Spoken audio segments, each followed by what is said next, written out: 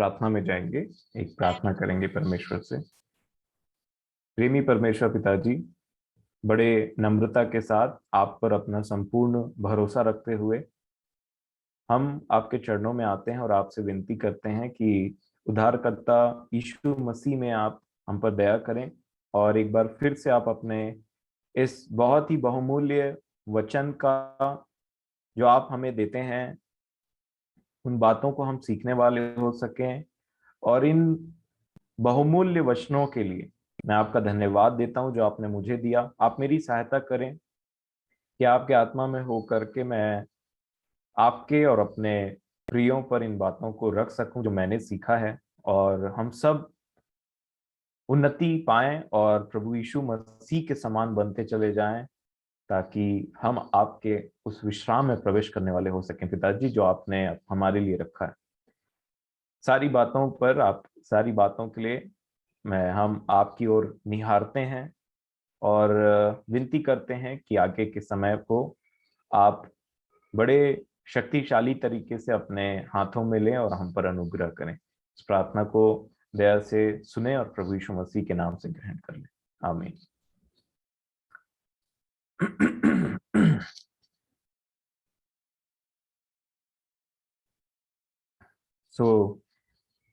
आप सभी को प्रेम नमस्कार एक बार फिर से प्रभु यीशु मसीह के नाम से। और मैं धन्यवाद देता हूं खासकर हमारे प्रियों का जो दिन प्रतिदिन जुड़ते हैं, और मैं धन्यवाद देता हूं विशेष करके जो संचालन में हमारी सहायता करते हैं। और जैसे दादा और दादी का कि वो हमेशा उत्साह पूर्वक हमारे बीच में संचालन में सहायता करते हैं, और उनका एज ऐसा है कि बैठते नहीं बनता है फिर भी, और बहुत सारी शारीरिक प्रॉब्लम के बाद में भी वो हमारे बीच में पीछे नहीं हटते संचालन या भी कोई भी काम करने के लिए। तो मैं धन्यवाद देता हूं और बाकी के प्रियों का भी धन्यवाद देता हूं कि परमेश्वर हमें सामर्थ्य देते हैं कि दिन भर हम कार्य करते हैं और शरीर में हम बहुत प्रकार के दुर्बलताओं से घिरे हुए रहते हैं, पर फिर भी आप इस समय को देते हैं जो सचमुच में बहुत बुद्धिमानी का काम है। एक ऐसा इन्वेस्टमेंट जो कभी आपको निराश नहीं करेगा, एक ऐसा समय जो हम परमेश्वर के नजदीकी में बिताते हैं, क्योंकि ये प्रतिदिन का काम है, डेली। और इसलिए मैं परमेश्वर पिता का धन्यवाद देता हूं अपने सारे प्रियों के लिए। और जैसा कि हम देख रहे थे मेरे प्रियो, लिखा है कि जैसा हम पिछले दिनों देख रहे थे कि परमेश्वर ने इन बातों को हम पर इसलिए प्रकट किया है। पहली बात तो जो कलीसिया का भाग है उन्हीं पर ये बातें प्रकट होती है। उसका सच्चा वचन जो है वो कलीसिया पर प्रकट होता है, उसकी प्लानिंग जो है कलीसिया पर प्रकट होती है, उसका जो विल है, इच्छा है, वो कलीसिया पर प्रकट होती है। और परमेश्वर पिता का ये परमेश्वर पिता की ये इच्छा है और यही विल है जिसमें हमको भी अपनी इच्छा को मिलाना है।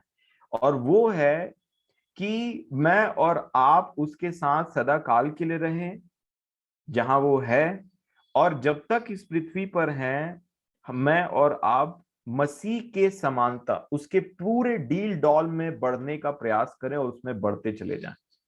मसीह का पूरा डील डॉल, यही कलीसिया के लिए परमेश्वर का विजन है। और जब स्वर्गीय जीवन की बात होती है, क्योंकि हम सब यहाँ पे इसलिए मिलते हैं क्योंकि हम उस स्वर्गीय जीवन को पाले जो परमेश्वर ने हमारे लिए रखा हुआ है।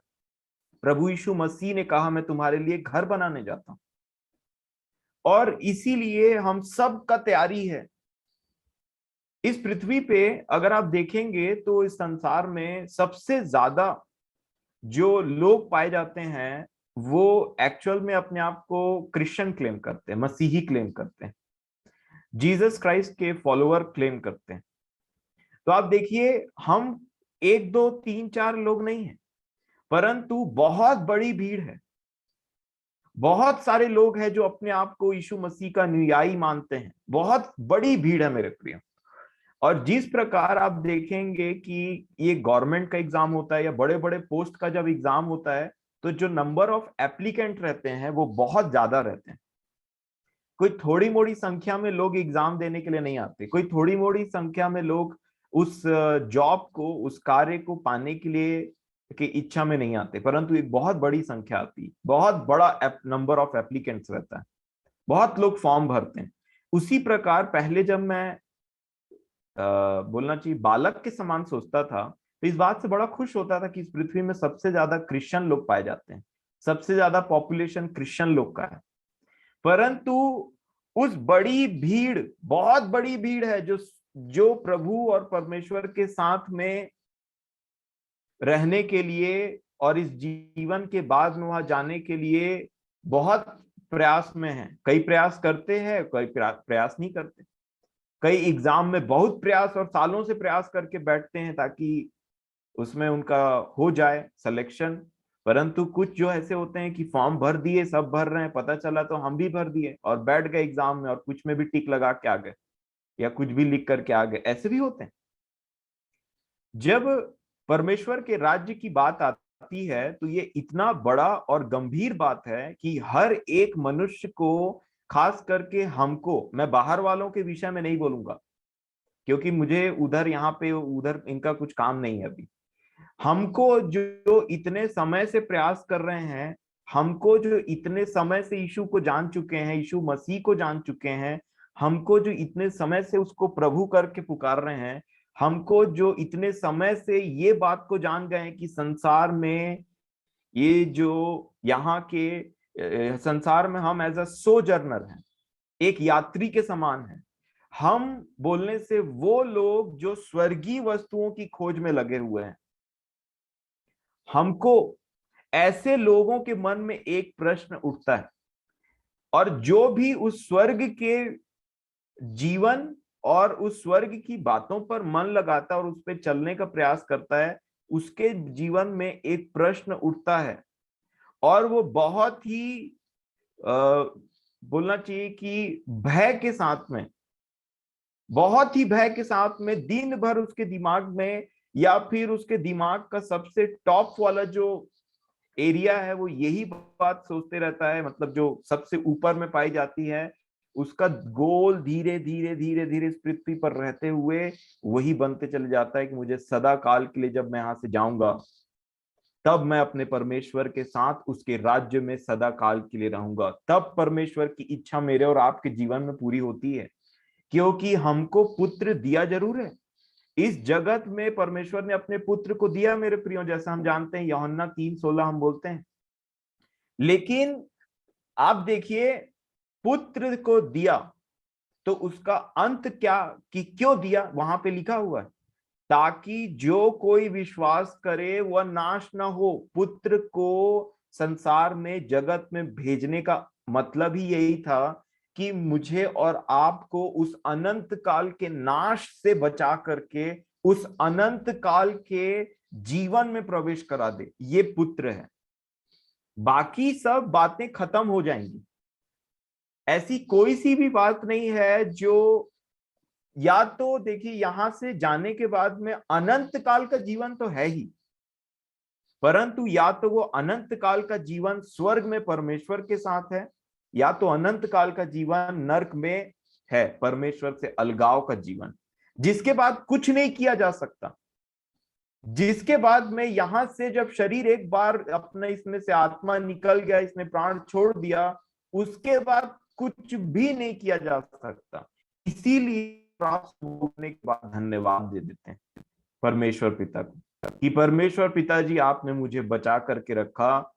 और क्यों बचा करके रखा, क्यों दिन दिखाया, क्यों हमें हमारे आत्मा और प्राण की हानि नहीं होने दी, क्यों हमको बचा के रखा, ताकि हम उसके पुत्र की समानता में बनते चले जाएं। हम लोग, बहुत सारे लोग ऐसे यहाँ पे हैं जो डेडली एक्सीडेंट से बचे रहते हैं। हमको पता रहता तो आज तो गए थे, कभी वो गैस का कुछ वो नॉब ऑन हो जा रहता है, कभी कुछ हो जा रहता है, कभी रोड एक्सीडेंट से बहुत खतरनाक से बच जाते हैं, कभी किसी और तरीके से भी ऐसा लगता है कि वो सांप आ जाता है घर में तो वो अच्छा हुआ नहीं काट लिया। बहुत नाना प्रकार की परेशानियों से परमेश्वर ने हमको बचा करके रखा है मेरे प्रियो, नाना प्रकार की। और इसीलिए ये सब इसलिए होता है ताकि क्योंकि परमेश्वर हमसे प्रेम करते हैं, और इस संसार में टाइम पास करने के लिए नहीं, परंतु डरते और कांपते हुए हमें अपने उद्धार के कार्य बहुत ही भय के साथ, बहुत ही समझदारी के साथ में हमें इस संसार में अपना जीवन बिताना है। और इसीलिए जब मैं और आप उस स्वर्गीय जीवन की खोज में लगे रहते हैं, तो याद रखिए नंबर ऑफ एप्लीकेंट बहुत ज्यादा है। बहुत सारे लोग हैं दुनिया में, सबसे बड़ी भीड़ ये कह रही है कि हम मसीह के चाहने और जानने और उसके पीछे चलने वाले हैं, और उस भीड़ में मैं और आप भी शामिल है मेरे प्रियो। और ऐसी भीड़ से आइए मिलते हैं लूका रचित सुसमाचार उसका 13 अध्याय और उसका 22 वचन में। जब यीशु अपने शरीर के जीवन में ट्रैवल कर रहे थे, तो यहाँ पे क्या लिखा है देखिए, लूका 13 अध्याय 22 वचन लिखा है, वह नगर नगर और गांव गांव होकर उपदेश करता हुआ यरूशलेम की ओर जा रहा था। तो किसी ने उससे पूछा, हे प्रभु, क्या उद्धार पाने वाले थोड़े हैं? Question mark.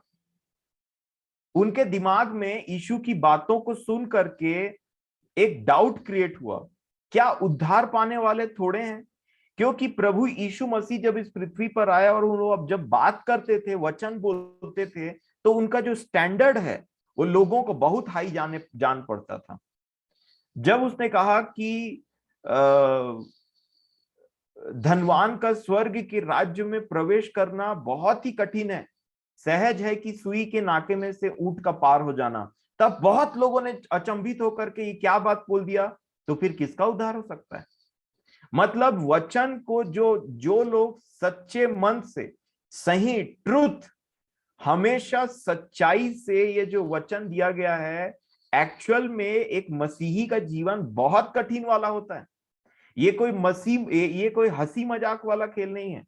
ये कोई, मैं बोलना चाहूंगा कि ये एक जर्नी है मेरे प्रियो, कि हम जब पैदा होते हैं तो एज अ बिलीवर पैदा होते हैं, विश्वासी बोला जाता है, परंतु उस विश्वासी को बच्चे से लेकर के मसीह के पूरे डील डॉल तक बड़ा करने का काम परमेश्वर का आत्मा करता है। और इसीलिए ये एक बहुत ही लंबा जर्नी है, जब तक मेरा और आपका जीवन चलते रहता है। एक बहुत ही कठिन जर्नी है, एक बहुत ही, मैं बोलना चाहूंगा कि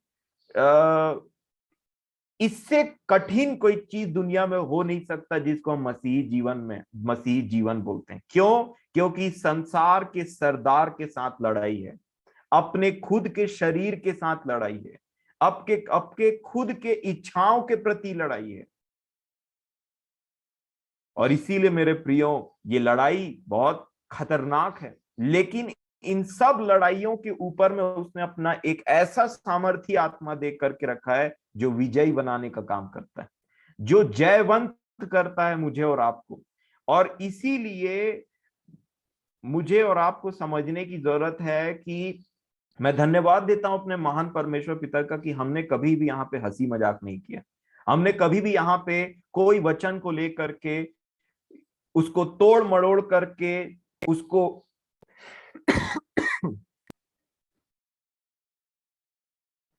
लोगों को कंफर्ट दिलाने की बात नहीं की, अननेसेसरी, जो परमेश्वर का वचन नहीं करता। लोगों को वो मसीहत दिखाने की कोशिश नहीं की कभी भी जो एक्चुअल में उसके विल में शामिल नहीं है। अपना पूरा फोकस मसीह के ऊपर में रखा। परमेश्वर ने हम पर ऐसा अनुग्रह किया कि हमने यहाँ पे कोई भी बात इधर उधर की मेल मिलावट वाली बात नहीं की। कठिन जान पड़ती जरूर है हमको ये बातें, परंतु ये हमारा जीवन है और इससे ही उद्धार निकल करके आता है मेरे प्रिय।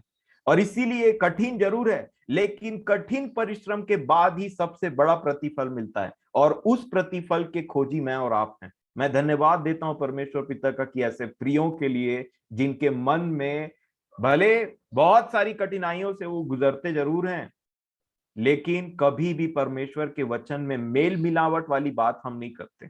हम कमजोर जरूर पड़ जाते हैं कई जगहों में, लेकिन परमेश्वर हमें बलवंत करता है ताकि हम उसके स्टैंडर्ड में इन बातों को देख सकें। अपने आप को अननेसेसरी बातों से कंफर्ट नहीं करते। जरूर एनकरेज करते हैं, जरूर उस कंफर्ट से कंफर्ट करते हैं जो परमेश्वर का है। बैलेंस वे में हम इन बातों को देखते हैं, और इसलिए हम थोड़े बहुत हैं। जैसे संसार में वो लोग जो एक्चुअल में प्रवेश करने वाले हैं वो बहुत थोड़े हैं, उनकी संख्या बहुत थोड़ी है। मैं आपको एक एग्जांपल बताता हूं।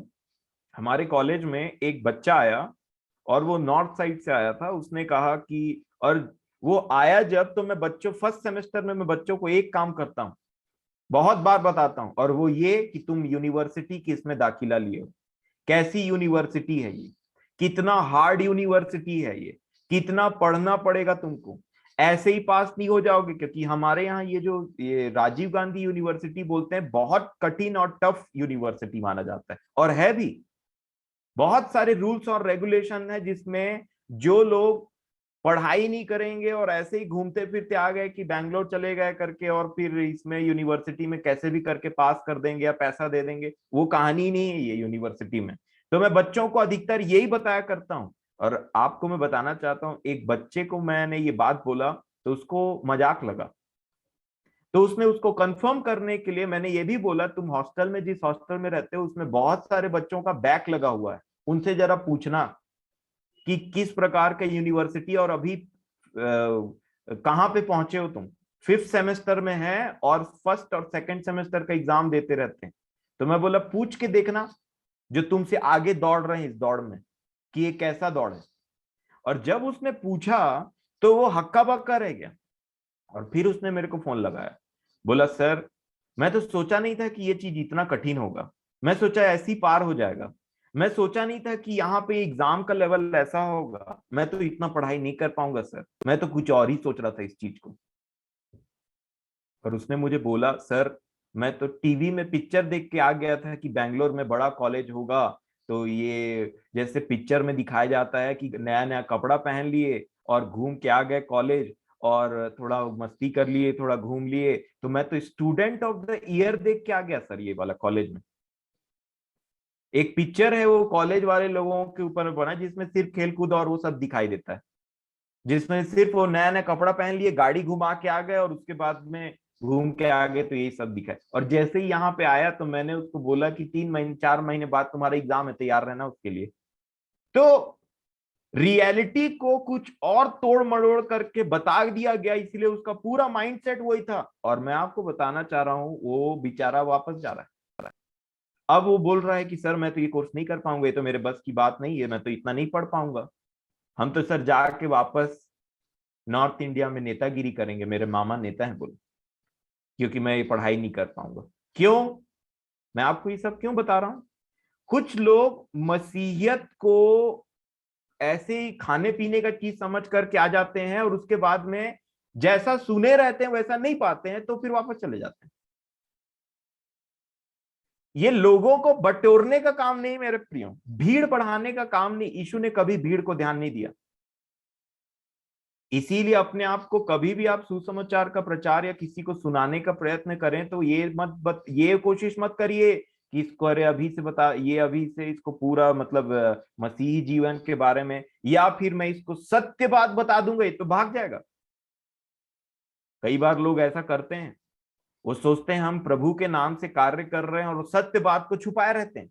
या तो वो खुद भी सत्य को नहीं जानते हैं, या तो वो डरते रहते हैं कि सत्य बात पता चल जाएगा तो अगला तो दूसरे काम से आया है, अगला तो अ, बाबा समझ करके आया है। ठीक है, कंफर्ट देना हमारा काम है, जरूरी है, लेकिन ये बात समझना बहुत जरूरी है कि परमेश्वर की इच्छा प्रभु यीशु मसीह के लिए क्या थी, हमारे लिए क्या है, कलीसिया के लिए क्या है। तभी मैं और आप बुद्धिमान लोगों, क्यों यीशु, आप सोचिए कि यीशु खुद चल फिर रहे थे शरीर में, और बहुत सारे लोगों ने उनका इनकार कर दिया और दूसरा रास्ता ले लिया। क्यों? क्योंकि जैसे ही वो अपने आप को इनकार करने का या कोई कठिन बात बोलते थे, तो लोग अपना रास्ता बदल लेते थे। लेकिन कभी भी यीशु ने उन बातों को बोलने से वो चूके नहीं। क्यों? क्योंकि वो बोलते थे कि मेरी जो शिक्षा है वो मेरी नहीं है, मेरे भेजने वाले की है। और इसीलिए जो मुझे इनकार करता है वो मुझे इनकार नहीं करता, परंतु मेरे भेजने वाले का इनकार करता है। मान लीजिए कि यहाँ पे जैसे हमारे आदरणीय शेखर दादा हैं, शेखर दादा ने कम्युनिकेट किया अमन चाचा से कि मैं आना चाहता हूं करके। अब अमन चाचा ने, अब वहां शेखर दादा भी यहाँ उपस्थित नहीं है, लेकिन अमन चाचा ने उनकी बात को यहाँ पे रखा कि ऐसा ऐसा बोल रहे हैं। तो हमको अगर वो बातें जो उनके द्वारा पहुंचाई गई हैं अगर वो इधर उधर लगती है, या अगर वो हमको पसंद नहीं आता है, या वो हमको अच्छा नहीं लगता है, या कुछ भी हमारा जो माइंड है वो उसको एक्सेप्ट नहीं कर पाता है, तो मैं और आप अमन चाचा का इनकार नहीं कर रहे हैं, मैं और आप एक्चुअल में शेखर दादा का इनकार कर रहे हैं। सिमिलरली जब यीशु वचन बोला करते थे तो वो अपने पिता की बात को बोलते थे। मैं जो वचन बोलता हूं मैं अपने मन से नहीं बोलता, मैं उन वचनों को आपके सामने में रखता हूं जो मुझे यीशु के द्वारा मिला। और इसीलिए जो कोई उन वचनों को ग्रहण नहीं करता जो हम यहाँ पे बोलते हैं, वो एक्चुअल में मनुष्य को नहीं ग्रहण की बात चल रही है, वो एक्चुअल में परमेश्वर को ग्रहण करता या नहीं करता है। आप जब खुश होते हैं, आप जब उन बातों को समझते सीखते हैं, तो आप किसी मनुष्य की बातों को सुन समझ करके नहीं सीख रहे हैं, परंतु आप परमेश्वर की बातों से प्रसन्न हो रहे हैं। और इसीलिए इस बात को जानना बहुत जरूरी है और सही सही जानना जरूरी है कि कोई भी यहाँ पे, क्योंकि ऐसा ना हो कि जब हम न्याय सिंहासन के सामने में खड़े हों तो वहां पे कुछ और ही कहानी हो जाए। नहीं, हम सच बोलते हैं और सच सुनने का हिम्मत रखते हैं, इसीलिए हम डिसीव होने से बचे रहते हैं, भरमाए जाने से बचे रहते हैं। क्योंकि जो लोग सत्य से प्रीति नहीं रखते हैं वो भरमाए जाते हैं, हमने इन चीजों को पहले देखा है। परंतु जो सत्य को मानते हैं और जो सत्य के हैं, उनको डिसीव, जो भरमाया जाना है, वो बहुत कम होता है। यहाँ पे एक, ये जो यूहन्ना की आप पत्री पढ़ेंगे तो यूहन्ना ने, आप पढ़िएगा, एक जगह लिख दिया कि जो हमारी बातों को नहीं मानता है वो एक्चुअल में परमेश्वर को नहीं मानता है, ऐसे करके यहाँ पे लिखा।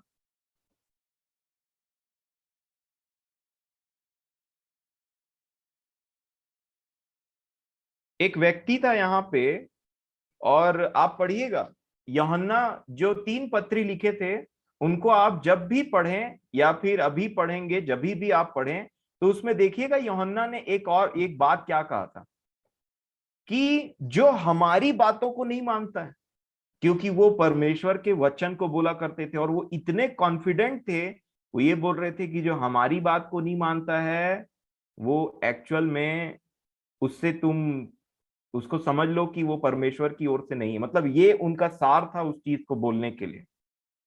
और इसीलिए मेरे प्रियो, ये कोई मनुष्य का बात नहीं। और यहाँ पे जो आप जिस चीज के लिए मैं और आप सोच रहे हैं, जो मैं और आप अपना टारगेट बना के रखे हैं कि परमेश्वर के साथ सदा काल के लिए रहना है, एक क्वेश्चन आता है, जैसे लूका 13 को पढ़ रहे थे, यहाँ पे लूका 13 अध्याय और उसके 23 वचन को हम पढ़ रहे थे। लिखा है, तो किसी ने उससे पूछा, हे प्रभु, क्या उद्धार पाने वाले थोड़े हैं? क्वेश्चन मार्क किया। तो देखिए प्रभु ने क्या बोला। उसने उनसे कहा, सकेत द्वार से प्रवेश करने का प्रयत्न करो। ये सकेत द्वार, नैरो गेट, और यही सकेत द्वार है जिससे हम प्रवेश करने का प्रयत्न कर रहे हैं। यहां लिखा है सकेत द्वार। अब देखिए, जब ये क्वेश्चन आया कि क्या थोड़े लोग होंगे जो उद्धार पाएंगे, तो यीशु ने बोला सकेत मार्ग, एक नैरो पाथवे, एकदम सकेत मार्ग से प्रवेश करने का प्रयत्न करो। ध्यान, ये शब्दों पे ध्यान दीजिएगा, प्रयत्न शब्द आया है ना, स्ट्राइव, पूरा भरसक प्रयास करो, जो कर सकते वो करो। पौलुस ने कहा कि मैं किसी भी तरीके से मरे हुओं में से जी उठने के पद को पा, किसी भी तरीके से, स्ट्राइव, वो लड़ भिड़ रहा था, पूरा कोशिश। और यहाँ पे क्या कहा है, सकेत द्वार से प्रवेश करने का यत्न करो, क्योंकि मैं तुमसे कहता हूं कि बहुत से प्रवेश करना चाहेंगे और न कर सकेंगे। ये वचन है, ये बेबदल वचन है हमारे यीशु मसीह का, हमारे खुदा का, राजाओं के राजा और प्रभुओं के प्रभु का। उसकी बातें कभी भी इधर से उधर नहीं हो सकती। आकाश और पृथ्वी फट टूट टूट फाट जाता है, सब चीज हो सकता है, लेकिन उसकी बातें इधर से उधर नहीं हो सकती मेरे प्रियो। और जब उसने कहा कि बहुत से लोग, बहुत हैं, तुम एक दो नहीं हो, बहुत से लोग उसमें प्रवेश करना चाहेंगे पर नहीं कर पाएंगे। और इसीलिए क्या कहा, यत्न करो, यत्न करो। और इसके आगे आप पढ़ लीजिएगा, ये बहुत भय वाली बातें हैं, ये कोई ऐसी वैसी बात नहीं। और इसीलिए मैं उन लोगों से बात करना चाहता हूं जो ये नैरो फाटक में प्रवेश करने का प्रयास करते हैं। मेरे प्रियो, ये पतरस ने कहा अपनी पत्री में, उन्होंने लिखा कि जब हम जो सुसमाचार को मानते हैं वही बड़ी मुश्किल से प्रवेश करने पाएंगे, तो उनका क्या होगा जो सुसमाचार को नहीं मानते हैं। मतलब जो मानते हैं और जो प्रवेश करना चाहते हैं वही बड़ी मुश्किल से एंट्री पाएंगे वहां पे। क्यों मुश्किल? क्योंकि क्रूस उठाना न सबको समझ में आया है और न सबके बस की बात है। परंतु हमको परमेश्वर ने अपने वचन से ठीक ठीक समझाया है। आप और मैं कोई धुंधलेपन में नहीं जी रहे हैं, और जो भी धुंधलापन है उसमें ज्योति आ रही है। ये हम पर अनुग्रह हुआ है उस परमेश्वर का। मैं नहीं जानता आप लोग इस चीज को कितने अच्छे तरीके से देखते और कितने आप इस पर चौकस रहते हैं, पर आपके हरकतों से लगता है कि आप बड़े चौकस रहते हैं, क्योंकि प्रतिदिन मैं और आप यहाँ जुड़ते हैं और बड़े गंभीरता और ध्यान पूर्वक उन बातों पर मन लगाते हैं मेरे प्रियो। इसीलिए मैं आपके जीवन के लिए बहुत धन्यवाद देता हूं अपने परमेश्वर का। अब इसी यत्न के बारे को ठीक से समझने के लिए आप इब्रानियों की पत्री निकालिए। इब्रानियों की पत्री और उसका 3 अध्याय से मैं आपको एक वचन पढ़वाना चाहूंगा। इब्रानियों की पत्री 3 अध्याय, 3 निकाल लीजिए। और ये जो यत्न करने की बात आई है, स्ट्राइव की बात आई है, पूरा प्रयास करने की बात आई है, जब तक हम इस शरीर के जीवन में है, तो यहाँ पे 4 अध्याय के 11 वचन में एक बात लिखा है। इब्रानियों 4 के 11 में लिखा है, अतः हम उस विश्राम में प्रवेश करने का क्या करें? अतः हम उस विश्राम में प्रवेश करने का यत्न करें, ऐसा ना हो कि कोई जन उनके समान आज्ञा ना मानकर गिर पड़े। लिखा है एक एक व्यक्ति के लिए हो, ऐसा ना हो कि कोई जन डिसोबीडियंस में आ जाए और गिर पड़े। तो क्या करने के लिए लिखा है? यीशु ने क्या कहा? यत्न करो, strive to enter through the narrow gate, उस सक्रिय मार्ग से प्रवेश करने का यत्न करो कहा है। और यत्न कैसा होना चाहिए? जब ये जीवन और मृत्यु की बात है, मान लीजिए आपको कोई शेर दौड़ा रहा है, तो कैसा यत्न करेंगे भागने में? जब आपके जान के ऊपर में कोई बात आ गई है, तो कैसा यत्न करेंगे भागने में? आपने देखा होगा जब मनुष्य के जान के ऊपर में बात आ जाती है तो वो कुछ भी करने के लिए रेडी हो जाता है। इतनी अच्छी बिल्डिंग है, मान लीजिए आग लग गया तो फोड़ फाड़ दिया जाता है सिर्फ एक जान को बचाने के लिए। पत्थर मार दिया जाता है या फिर उस पर जो भी पानी डाल दो, कुछ भी कर दो, वहां पे कुछ नहीं देखा जाता, क्योंकि वहां पे जान का बात आ जाता है। और इसी प्रकार से मेरे प्रियो यहां पे लिखा है, जब सोचिए कि उस विश्राम में प्रवेश करना है, उस सबसे बड़े सिलेक्शन की बात कर रहा हूं मैं। यहां किसी जॉब सिलेक्शन की बात नहीं कर रहा हूं, उस सबसे बड़े सिलेक्शन की बात कर रहा हूं जो जीवन और मृत्यु को डिसाइड करेगा। और यहां पे लिखा है, क्या लिखा है? अतः हम उस विश्राम में प्रवेश करने का प्रयत्न करें, खूब प्रयत्न करने का कोशिश है। इसको 2 दिन में समझना पड़ेगा। और इसीलिए मैं आज ज्यादा स्पीड से नहीं जा रहा हूं, ताकि मैं आपको ठीक ठीक इन बातों को समझा सकूं, और कल भी हम इन बातों को देखेंगे। इसीलिए 2 सेशन में मैंने सोचा कि इसको डिवाइड करूं, ताकि हड़बड़ाऊ ना, और आपका भी मन लगा रहे, और आप इन बातों को ठीक ठीक सोचे और मनन करें। तो परमेश्वर ने मेरी सहायता की और मैंने ये निर्णय लिया, इसीलिए हम 2 दिन इन बातों को देखेंगे। तो लिखा है कि हम उस विश्राम में प्रवेश करने का प्रयत्न करें, ऐसा ना हो कि कोई जन उनके समान आज्ञा ना मानकर गिर पड़े। ये प्रयत्न बड़ा इंपॉर्टेंट चीज है जो मैं और आप करते हैं। एक एक दिन इंपॉर्टेंट है, याद रखिएगा। एक एक समय इंपॉर्टेंट है। जो भी आप परमेश्वर के वचनों से सीखते हैं और प्रयत्न करते हैं, उन कामों का प्रयत्न करते हैं, भले कामों का प्रयत्न करते हैं, उसका मोल है। उस पवित्रता के पीछे भागने का प्रयत्न करते हैं, उसका मोल है।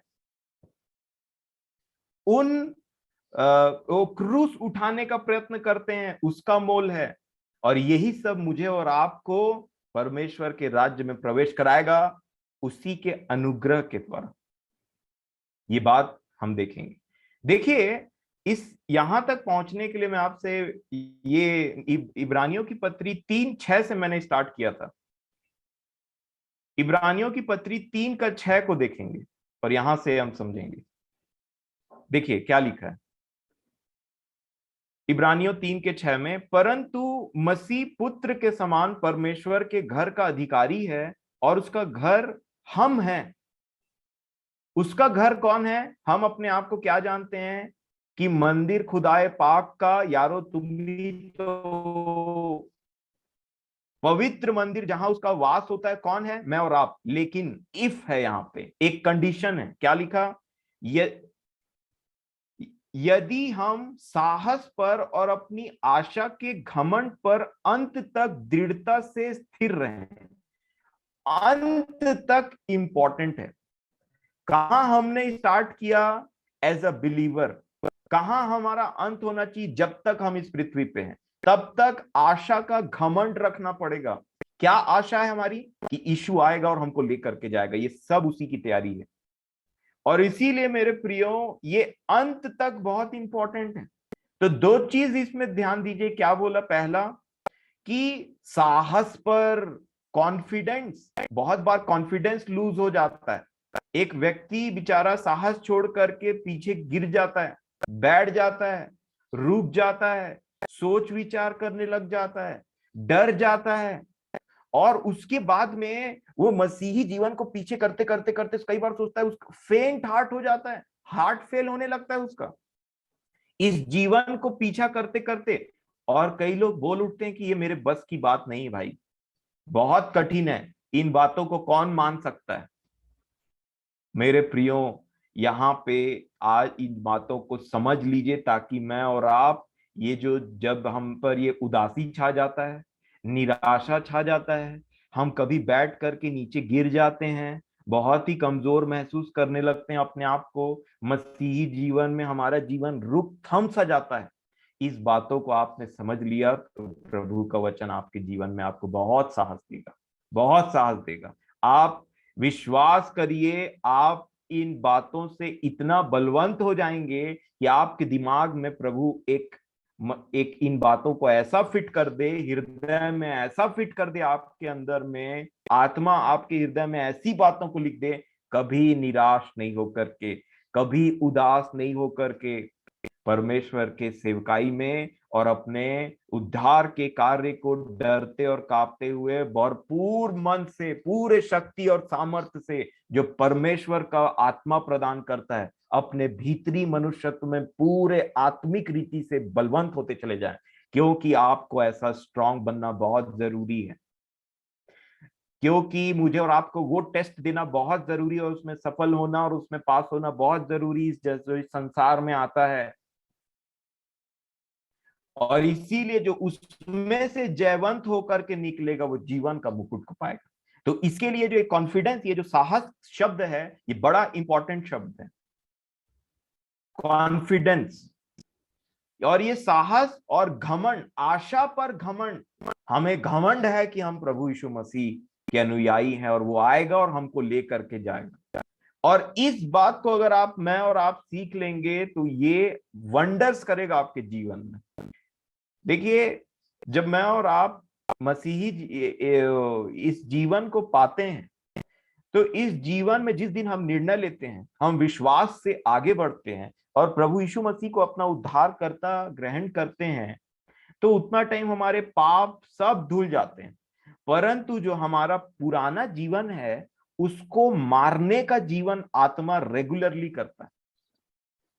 और ये जब पुरानी बातें वापस से कभी स्मरण आती है या फिर कुछ ऐसा कर जाते हैं, या हमको पता चलता है कि जो हम अच्छा समझ के कर रहे थे, वचन से अचानक पता चलता है कि ऐसा नहीं करना चाहिए, तो मैं और आप उतना टाइम अपने आप को सोचते हैं कि ये तो मुझसे बहुत बड़ी भूल हो गई, और उतना टाइम हमसे शोक होता है, हम शोक करते हैं, हम मन फिराने के लिए बहुत ही उदास हो जाते हैं अपने जीवन में, जो कि आशीष का कारण है। भूलिएगा मत इसको। धन्य है वे जो शोक करते हैं, क्योंकि वे शांति पाएंगे। परंतु इन शोक के बीच में आपको और मुझे उस शोक में डूबे नहीं रहना। यहीं पे एक बहुत बड़ा खतरनाक काम होता है विरोधी का, कि वो आपको इस बात पर विश्वास करने नहीं देगा फटाक से कि आपके अपराध क्षमा हो गए। वो आपको गिल्ट ट्रैप में लेकर के जाएगा और आपको न स्तुति के गीत गाने देगा, न वचन को बोलने के लिए देगा, और ना ही मसीह जीवन में आगे बढ़ने के लिए देगा। ये गिल्ट ट्रैप से बढ़ने के लिए हमको इस अनुग्रह की जरूरत है। ये जो कॉन्फिडेंस है, नहीं तो कैसे आएगा? अगर मैं दिन भर अपने आप को पापी पापी बोलते रहूंगा, तो कहां का कॉन्फिडेंस आएगा कि मैं स्वर्ग जाऊंगा? ये जो पापी वाला जो शब्द है और ये जो पापी वाली बातें हैं, उसको सीना ठोक के बोलेगा ये इंसान पहले था, अभी नहीं हूं। तुम जो चाहे मेरे को बोल लो, क्योंकि मैंने तो कर्म ही वैसी किया तुम्हारे सामने में, पिछला जीवन ऐसा था मेरा।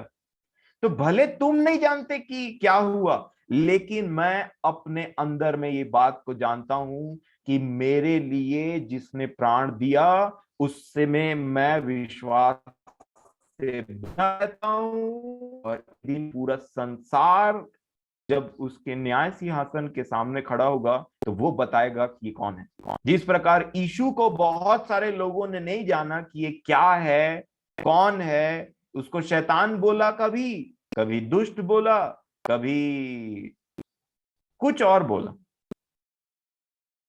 यहां तक कि व्यभिचार, एक जगह क्या लिखा है, यूहन्ना 8 में है क्या, उसमें आप पढ़िएगा क्या लिखा है।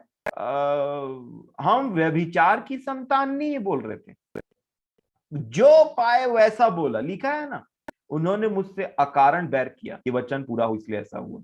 और क्या है कि उसके घर वाले उनको बोलते थे कि इसका चित्त ठिकाने पे नहीं है। अरे तुम परमेश्वर को नहीं पहचान रहे हो। कोई बात नहीं, ज्योति नहीं मिली थी उतना टाइम बहुत लोगों को, बाद में याकूब को मिली। वो याकूब जिसने याकूब पत्री लिखा, यीशु का भाई, जो घर में ऐसी बात होती थी कि इसका चित्त ठिकाने पे नहीं है, इसका दिमाग स्टेबल नहीं है, कुछ भी बोल देता है, कुछ भी कर देता है करके, वो लोगों ने उसको प्रभु जान के ग्रहण किया मेरे प्रियो। और एक दिन आएगा जो लिखा है संसार, जो भी सब लोग उसके नाम से घुटने टेक देंगे। इसीलिए एक दिन पता चल जाएगा। आप बस विश्वास करिए कि आप कौन है, आपके जीवन में क्या कार्य हुआ, उसको थामे रहिए। बाकी जमाना तो, लोग तो एक दूसरे को कुछ भी बोल देते हैं। जिसको पाए उसको शैतान बोल दिया, जिसको चाहे उसको देवता बोल दिया, जिसको चाहे उसको कुछ भी बोल दिया, तुम ये हो, तुम वो हो। उससे आपकी आइडेंटिटी नहीं बदलती। और इसीलिए मेरे और आपकी आइडेंटिटी लोग डिसाइड नहीं करेंगे, प्रभु डिसाइड करेगा, क्योंकि उसने हमको जीवन दिया है। और इसीलिए जो कॉन्फिडेंस है, ये जो मन में उदासी छा जाती कई बार अपनी निर्बलताओं को देख करके, यहां पे उदास उदास मैं भी होता हूं, मैंने भी शोक किया है और आज तक शोक करता हूं। लेकिन उस शोक को, उस शोक को जो मेरे जीवन में जब मैं देखता हूं कि मेरा जीवन यहाँ प्रभु के जैसा नहीं, मसीह के समान नहीं, मुझे बड़ा दुख होता है, मैं आपको बता रहा हूं। और उस दुख को होने के बाद में, परंतु मैं वहां पे दुष्ट को कार्य करने के लिए नहीं देता। और इसीलिए मेरे प्रियो, मैं आपसे निवेदन करता हूं कि मीका की बात को याद रखिएगा। यहाँ पे मीका एक बहुत अच्छी बात को बोल गए, जिसको वचन में लिखा है। और ये मीका नबी की पुस्तक को एक बात को याद रखिएगा, मीका 7 अध्याय और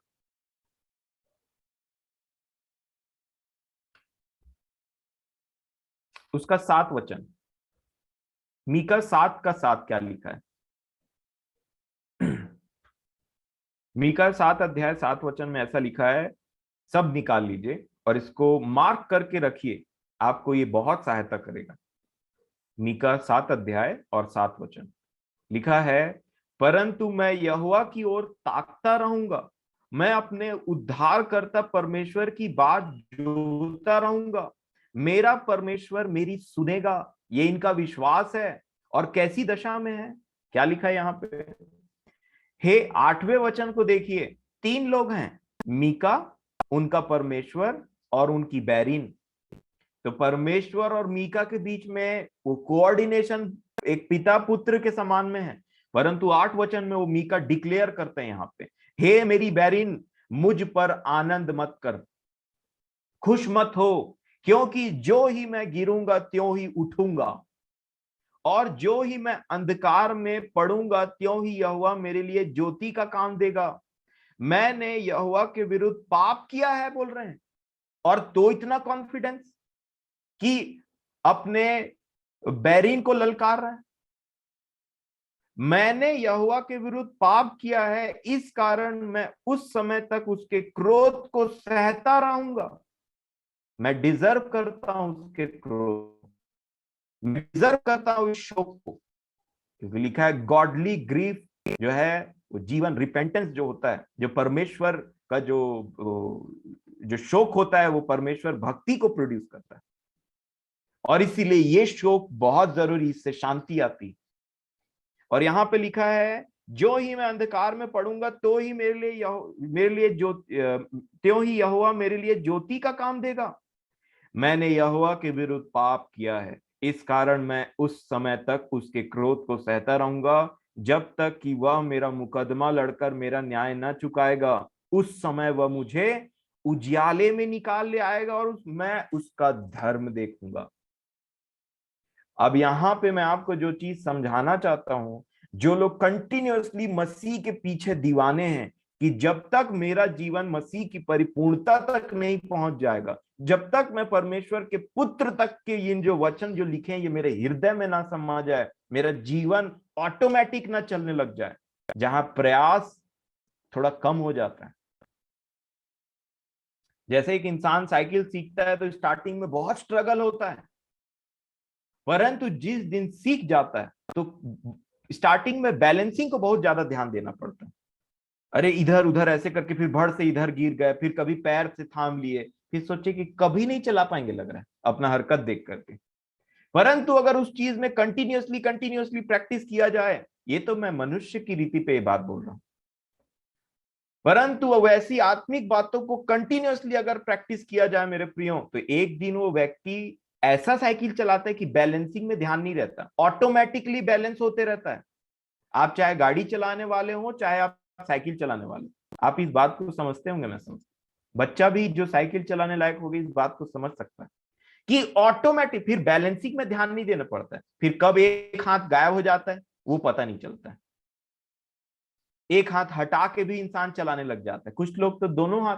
बट मैं इन सब बातों को एनकरेज करना नहीं चाहूंगा, क्योंकि मैं आपको जो बोलना चाह रहा हूं वो ये है कि जो बैलेंसिंग है, एक समय में जो लड़खड़ाहट थी वो गायब हो गई। इसीलिए पतरस ने एक बात लिखा, संत पतरस, आदरणीय पतरस जी ने एक बात लिखा, और उन्होंने कहा, तुम्हारे तुम्हारे थोड़े देर के दुख उठाने के बाद परमेश्वर तुम्हें सामर्थ्य देगा, तुम्हें स्टेबल करेगा, तुम्हें स्थिर करेगा।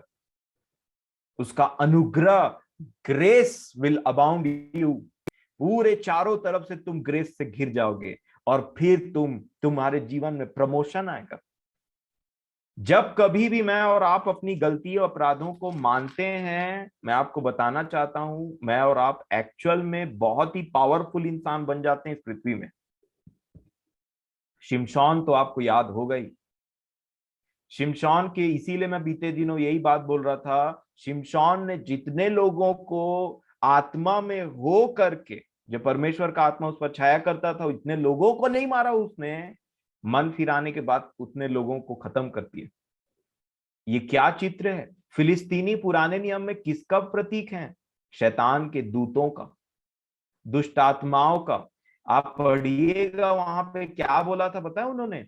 हमारे दागोन देवता ने इसको हमारे हाथ में कर दिया है। तो कौन है देवता जो परमेश्वर के आत्मा के विरुद्ध काम कर रहा था? स्त्री का इस्तेमाल करके, पैसा का इस्तेमाल करके, जिसने नए नियम में भी काम किया, ये पैसे का इस्तेमाल करके। आप देखिए, परमेश्वर पिता आपकी सहायता करे कि पुराने नियम में दुष्टों का और परमेश्वर के कार्यों का आप उसको देख सके कि कैसे परमेश्वर, उन्होंने क्या कहा था?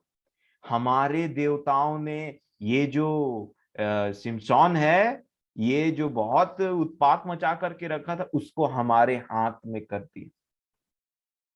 और ऐसा बोलने वालों के प्रति मतलब शैतान का पूरा कब्जा आ गया एक व्यक्ति के ऊपर में।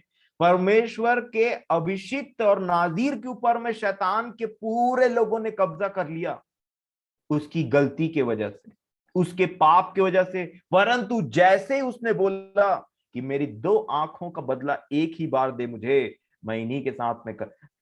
इसका मैसेज क्या है मेरे प्रियो? जहां मैं और आप अपने अपराधों को मान लेते हैं और परमेश्वर से विनती करते हैं, उतना टाइम तो मसीह नहीं था, आज तो मसीह का आत्मा है।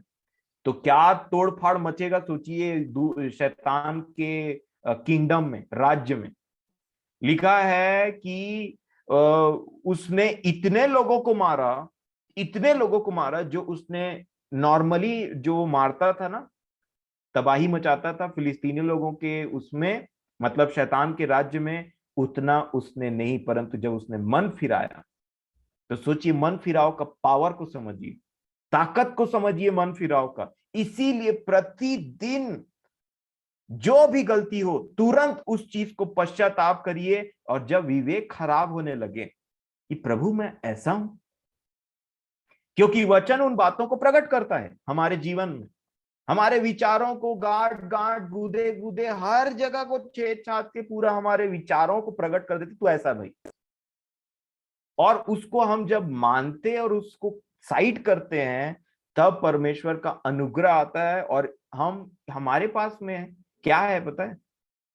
अल्टीमेट चीज है हमारे पास, मोस्ट पावरफुल चीज, यीशु का लहू, the precious blood of Jesus.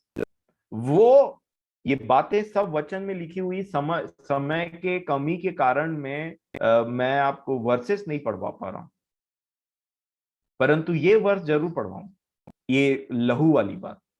इब्रानियों की पत्री, उसका 9 अध्याय, इब्रानियों 9 अध्याय और उसका 13 और 14 वचन, ये कंपैरिजन बताया है कि पुराने नियम में जो बैलों का लहू होता था, जो वो लोग बलि करते थे और सोचते थे कि हमारे पाप धुल गए करके, उनका कंसाइंस क्लियर हो जाता था मेरे प्रिय। उनसे कोई पाप अपराध हो जाता और वो बोलते कि लो बैल को चढ़ा दो करके, और उसके बाद में वो बैल को चढ़ा दिया गया या कोई जानवर को चढ़ा दिया गया, जैसा व्यवस्था में लिखा। और जैसे वो चढ़ा जाते थे, वो बोलते थे अब मेरे पाप शुद्ध हो गए। ये उनके विवेक को शुद्ध कर देता था कि तुम पाप से शुद्ध हो चुके हो। 13 में लिखा है, 9 के 13 में, इन बातों पे जरूर मनन करिएगा ठीक करके, क्योंकि जब बकरों और बैलों का लहू और कलोर की राख का अपवित्र लोगों पर छिड़का जाना शरीर की शुद्धता के लिए उन्हें पवित्र करता है, तो क्या लिखा है? अब कंपैरिजन, एक्चुअल में कोई कंपैरिजन है नहीं, बट फिर भी मनुष्य को समझाने के लिए यहां कंपेयर किया गया 14 वचन में। तो मसीह का लहू जिसने अपने आप को सनातन आत्मा के द्वारा परमेश्वर के सामने निर्दोष चढ़ाया, तुम्हारे विवेक को मरे हुए कामों से क्यों न शुद्ध करेगा। मरा हुआ विवेक, डेड कंसाइंस, विवेक मर जाता है जिसके बाद में विवेक को कुछ छू गया ना, तो मैं आपको बता रहा हूं, एक स्तुति के गान गीत नहीं गा पाएगा एक व्यक्ति जो मन में ईमानदार है। टूटान जाएगा उसका मन और बैठ जाएगा, ऐसे लगेगा बस कुछ नहीं हो पाएगा मेरे से। ऐसा बहुत ज्यादा उदासी छा जाती है विवेक को कोई चीज छू गया तो, और यही शैतान का गिल्ट ट्रैप है।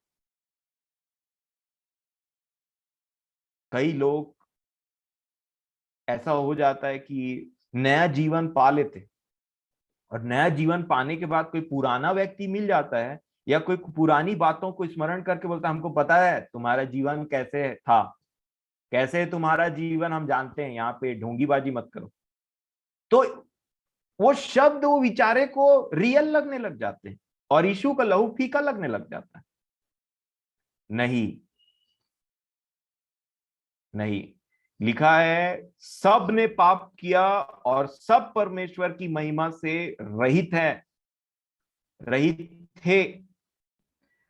और आज भी सब पापी, कोई एक ऐसा नहीं बोल सकता मैं अपने धर्म के चलते बिना यीशु का इस्तेमाल किए कोई ऐसा बोल नहीं सकता, या बोल भी बोलेगा तो वो कोई बुद्धिमानी से बात नहीं करता और ना ही वो सत्य है। यीशु मसीह के लहू के बिना कोई बोल दे कि मैं अपने मर्जी से चला जाऊंगा, ये इन कामों की वजह से चला जाऊंगा, अच्छे कामों की वजह से चला जाऊंगा, मैं शरीर में कभी पाप नहीं किया इसके वजह से स्वर्ग चले जाऊंगा, तो बहुत बड़ा धोखा हो जाएगा जैसा कि होने वाला। परंतु हमें धोखा ना हो करके उसने हमको अपने पुत्र से मिलाया और कॉन्फिडेंस दिया। और भला ये तो अच्छी बात है, मैं तो समझता हूं मेरे लिए तो बहुत बड़ी आशीष का कारण रहा कि मैं कभी धर्मी था ही नहीं, कभी अच्छा था ही नहीं, कभी भला व्यक्ति था ही नहीं। अगर भला व्यक्ति होता तो मैं समझता हूं कि पता नहीं कौन कौन सी बातें आ जाती मेरे जीवन में उस चीज को देख करके कि मैं तो ऐसा करता हूं, मैं तो इसमें अच्छा हूं, मैं तो ये नहीं करता वो नहीं करता। इसीलिए मैं भी अपने विषय में बोलता हूं, I am the chief of the Sinners. जो पापी हैं उनमें प्रमुख, जैसा एक व्यक्ति ने कहा था। और इसीलिए मैं बहुत आनंदित होता हूं कि मुझे उसने बचा लिया, मुझे उसने बचा लिया, छुड़ा लिया। और इसीलिए मेरे प्रियो, ये जो मरा हुआ विवेक था ना, कि कोई चर्च में खड़ा हो, मान लीजिए मेरा जीवन ही नहीं है, कुछ ऐसा है ही नहीं, और कोई बोले कि आज तुम वचन रख, आज तुम प्रार्थना कर देना चर्च में, तो मैं ऐसे करके हो जाता, मेरे से नहीं हो पाएगा, मेरा ऐसा हो जाएगा, मेरा वैसा हो जाएगा। क्यों? क्योंकि ये जो विवेक है अंदर में वो कोचक रहे, तू प्रार्थना करेगा, तू ऐसा करेगा, तू ऐसा करेगा, ऐसा वैसा, जो कि बहुत जरूरी बात है। परंतु यही विवेक, एक मरा हुआ विवेक बोलने से क्या होता है पता है? ये मरा हुआ विवेक कहां कहां से आप समझ सकते हैं इसको ठीक से? ये उड़ाऊ पुत्र की बात सुनी, पढ़िएगा, और 15 अध्याय लूका को आप पढ़िए आराम से, अपने पढ़ा होगा, बट इस बात में जरूर फोकस डालिएगा। लिखा है तेरा भाई जो मर गया था वो वापस आ गया, वो जिंदा हो गया। मर गया था, उड़ाऊ पुत्र जो जिंदा था शरीर में, कहां मरा था? यीशु ने बताया, पिता बोल रहा है तेरा भाई जो मर गया था। और मरा हुआ व्यक्ति का विवेक कैसा होगा? मरा हुआ,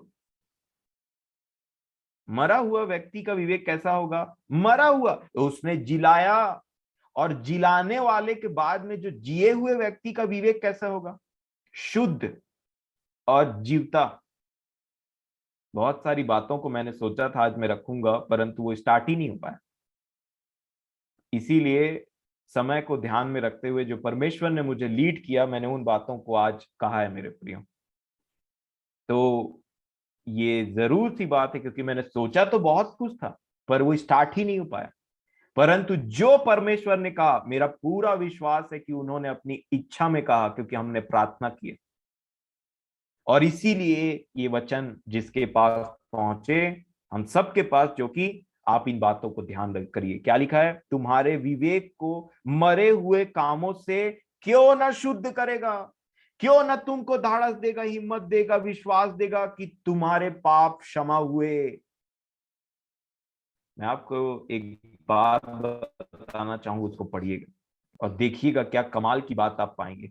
दूसरा शमूएल उसका 12 अध्याय में, जहां पे वो राजा दाऊद है और नथानिएल है ना, इनको देखिए। राजा दाऊद से कितनी बड़ी गलती हुई और गलती के बाद में क्या क्या बात उनको नातान नबी ने बोला, वही अध्याय है ना, थोड़ा कंफर्म करिएगा। 2 का 12, दूसरा शमूएल 12 अध्याय, वही मेरे को वैसे ही याद आ रहा है, एक बार मैं चेक करना चाहूंगा उसको। दूसरा शमूएल 12 है। हाँ 12 का 7 पढ़ना चाह रहे हैं क्या? नहीं नहीं, 12 अध्याय पूरा। हाँ खूब आशीषित होइए। तो जो हाँ, जो दूसरा शमूएल 12 अध्याय को आप पढ़ेंगे तो वहां पे राजा दाऊद का एक एक्ट देखिएगा, एक काम किया उन्होंने। जब बच्चा मर गया तब उसने लोगों को चकित कर दिया, जितने वहां पे उसके सामने में थे, उनके होश ठिकाने उड़ गए। ये कैसी बात हो गई? अभी ऐसा कर रहा था, अभी वैसा कर दिया करके। आप पढ़िएगा, एक गजब की बात जो राजा दाऊद ने। लेकिन इसका मतलब ये नहीं था कि वो अपने पाप को लाइटली ले रहे हैं, क्योंकि उसके बाद उन्होंने एक ऐसा पश्चाताप किया। लिखा है हित्ती ऊरिया की पत्नी के बाद राजा दाऊद ने ऐसा कोई काम नहीं किया जो परमेश्वर की दृष्टि में गलत था। ये गवाही आई है, राजाओं की पुस्तक में ये बात आपको मिलेगा। तो वापस आ जाइए। इसका मतलब जो विवेक, मरा हुआ विवेक है मेरे प्रियो, जो डेड विवेक है जो आपको, और ये डेड विवेक का एक साइन होता है, ये मरा हुआ विवेक का एक चिन्ह होता है। और वो चिन्ह क्या है? आपको सेवा करने नहीं देगा, आपको कुछ नहीं करने देगा, आपको रेंडर कर देगा। आपको ऐसा लगेगा कि मैं कैसे ये करूं, कैसे वो करूं। और इसीलिए बहुत सारे लोग सामने नहीं आ पाते हैं बेचारे, बहुत सारे लोग हिम्मत नहीं जुटा पाते हैं बेचारे। मेरे प्रियो, मैं आपको बोलना चाहता हूं, फिर से इब्रानियों 9:14 में वापस आ जाइए, फिर हम खत्म करेंगे, समय हो गया। इब्रानियों 9:14 में ऐसा लिखा है, तो मसीह का लहू जिसने अपने आप को सनातन आत्मा के द्वारा परमेश्वर के सामने निर्दोष चढ़ाया, तुम्हारे विवेक को मरे हुए कामों से क्यों न शुद्ध करेगा। और करने के बाद क्या होगा? एक चेंज आता है। ताकि लिखा है, ताकि तुम जीवते परमेश्वर की सेवा करो। ये करवाएगा आपसे। जब एक व्यक्ति का विवेक परमेश्वर अपने पुत्र के लहू के द्वारा शुद्ध करता है, जब एक व्यक्ति पूरे विश्वास से मान लेता है मेरे पाप क्षमा हुए, उसके बाद भी कोई गलती हो गई तो भी पहला यूहन्ना में लिखा है, यदि तुमसे पाप हो जाता है और तुम उसको मान करके क्षमा मांग लेते हो, तो यकीन करो तुम्हारा जो धुलाव है अंदर बाहर सब, स्पेशली अंदर, बाहर के लिए बपतिस्मा है, वो एक चिन्ह के समान। अंदर पूरा माइंड, हार्ट समझ लो, ऐसी वस्तु से धोया गया है। अभी यशायाह नबी की पुस्तक में एक बात चल रहा था, वेदी का अंगारा, एक गीत है, वेदी का अंगारा मेरी ओर ला, मेरे होंठ को छू, ऐसे करके वेदी के अंगारे को पाके यशायाह नबी पूरा ऐसा हो गए कि अब मैं तो अब शुद्ध हो गए। हाय प्रभु, मैं कैसे अशुद्ध होठों वाला व्यक्ति हूं, ऐसा उनका प्रॉब्लम था। तो वेदी के अंगारे को छुआया ना, तो उनको अब लगा हाँ, अब आगे का कार्य, अब मेरा विवेक मुझको कोचक नहीं रहा है, टोचक नहीं रहा है, ये नहीं बोल रहा है कि तू अशुद्ध होठों वाला व्यक्ति है। अब वो बातें खत्म हो गई। क्या क्या इवेंट हुआ? वेदी का अंगारा के चलते उसको छुआया गया, मान लिया। अब फटाफट पूरा 6 के बाद अब कितना अध्याय है यशायाह नबी की पुस्तक में, आप देख लीजिए, सबको लिख कॉन्फिडेंस के साथ में लिखा, और उन बातों को यीशु ने कोट किया। वेदी का अंगारा छुड़ाया गया। हमारे पास परम प्रधान परमेश्वर के एकलौते पुत्र, जिसके अधिकार में स्वर्ग, पृथ्वी और नरक की कुंजियां सब चीज दे करके अथॉरिटी दे दिया, उसके लहू को छुआ करके बोला कि तुम शुद्ध हो, फिर भी विश्वास नहीं होता। बड़ा गजब का इंसान है, मनुष्य भी बड़ा गजब का इंसान है ना मेरे प्रियो। ये इसीलिए ये जो डेड वर्क है, ये जो मरा हुआ विवेक है ना, जो हमको याद दिलाता है पुरानी बातों को, तुमने ऐसा किया, तुमने वैसा किया। परमेश्वर ने आपको बोला कि तुम शुद्ध हो, मतलब शुद्ध हो। और ये विवेक जब एक व्यक्ति के अंदर आ गया ना, मैं शुद्ध हूं करके, तब देखिए कॉन्फिडेंस उसका, रोक नहीं पाएंगे आप उसको, रोक नहीं पाएंगे उसके कॉन्फिडेंस को, उसके विश्वास को। जी हाँ, ऐसा वो, फिर मैं तो बोलता हूं जहां कहीं ऐसा व्यक्ति रहेगा ना, वो तो परमेश्वर, वो चेंज लाने लग जाएगा दूसरों के जीवन में। उसको देख करके बड़ा अचंभा होगा, ये क्या नया चीज पैदा हो गया करके इसके अंदर में। ये परमेश्वर का राज्य आया इस व्यक्ति के अंदर में, इसीलिए उस राज्य की ज्योति दूसरों तक समझती है, पहुंचती है। और आज हम यहीं पे स्टॉप करेंगे मेरे प्रियो, क्योंकि समय हो गया है, और इस आगे की बहुत सारी बातें हैं उसको हम कंटिन्यू करेंगे। मैं समझता हूं, मेरा विश्वास है कि इन बातों से आप सभी लोग आशीषित हों, और उससे ज्यादा आपने विश्वास किया। आप अपने मरे हुए विवेक को यीशु के लहू से हम शुद्ध होकर के उन बातों पे विश्वास करते हुए हम उसकी सेवकाई करते हैं। और क्यों ना करें, यही कॉन्फिडेंस चाहिए। और जब एक व्यक्ति को पता चल गया कि एक व्यक्ति साफ सुथरा है, परमेश्वर उससे प्रसन्न है और उसकी सहायता कर रहे हैं आगे बढ़ने में, अपने पुत्र की समानता में बनने के लिए, तो हर एक प्रकार की कपट, मलिनता, सब बातों को दूर करते हुए मैं और आप उस शुद्ध विवेक से उसके नाम को पुकारें। क्योंकि जब मैं और आप फेंट होते हैं, जब मैं और आप उदास होते हैं, परेशान होते हैं, तो किसी मनुष्य का इंतजार मत करिए। वो तो परमेश्वर महान है, पिता है, हमारी कमजोरियों में मनुष्यों को अपने लोगों को भेज करके एनकरेज कराता, धाड़स दिलाता है। बट मैं आपको बताऊं, एक वचन प्रभु ने मुझे याद दिलाया, जो आपके और मेरे एनकरेजमेंट का, इसको फ्रेम कराइए, घर में लगा दीजिए, और उससे भी इंपॉर्टेंट, इसको फ्रेम करके अपने हृदय में बहुत जोरदार गुदवा लीजिए परमेश्वर के आत्मा से। You will be encouraged for ever. मैं बोलना चाहूंगा, आप हमेशा एनकरेज रहेंगे। क्या लिखा है मैं आपको बताना चाहता हूं, यही इब्रानियों की पत्री जो आपने खोला है, उसका 12 का 3 निकालिए।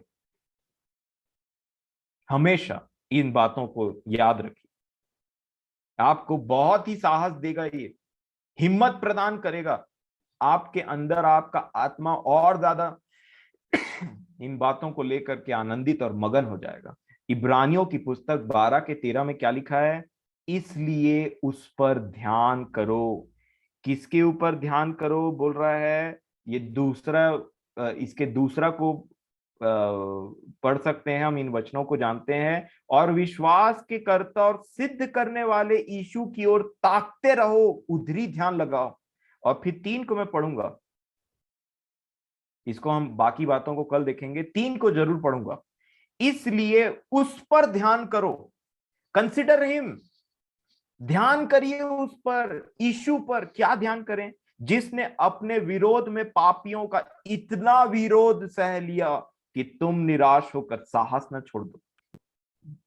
इंग्लिश में भी मैं पढ़ूंगा, ये लिखा है, so that you may not go weary और फेंट हार्टेड। छोड़ दो इस जीवन में। उसने विरोधियों, उसने पापियों का यहां तक विरोध सह लिया, ऐसे लिखा है, पापियों का इतना विरोध सह लिया। अरे थूकने के लिए, जब उस पर थूका जा रहा था तो वो आपके और मेरे बारे में सोच रहा था। जब उसके कपड़े उतारे जा रहे थे तो आपके और मेरे बारे और परमेश्वर के बारे सोच रहा था। यहां ये वचन प्रमाणित करता है इस बात को, ये कोई इमोशनल बात नहीं है। परंतु ये बहुत ही हाईली इमोशनल और ट्रूथफुल बात है, सच बात है। ये कोई वैसा इमोशनल बात नहीं जो परमेश्वर के इच्छा के बाहर हो, परंतु ये वैसा इमोशनल बात है जो परमेश्वर की इच्छा के अनुसार है। जब यीशु उस क्रूस पर चढ़ रहा था, मैं बोल रहा हूं, एक व्यक्ति को क्रूस पे चढ़ने के बाद दो ही लोगों का स्मरण होता है, एक परमेश्वर का और दूसरे उसके पड़ोसी, परमेश्वर के लोगों का, उसके सच्चे वो ये दो आज्ञा है ना, परमेश्वर से प्रेम और पड़ोसी से प्रेम, इसी की वजह से क्रूस उठाया जाता है।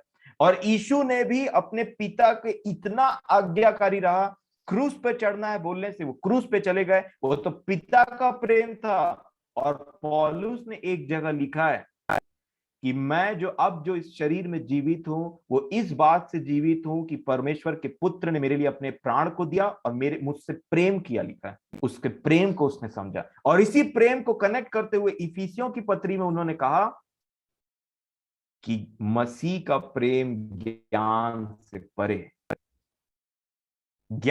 परे रहने की बात।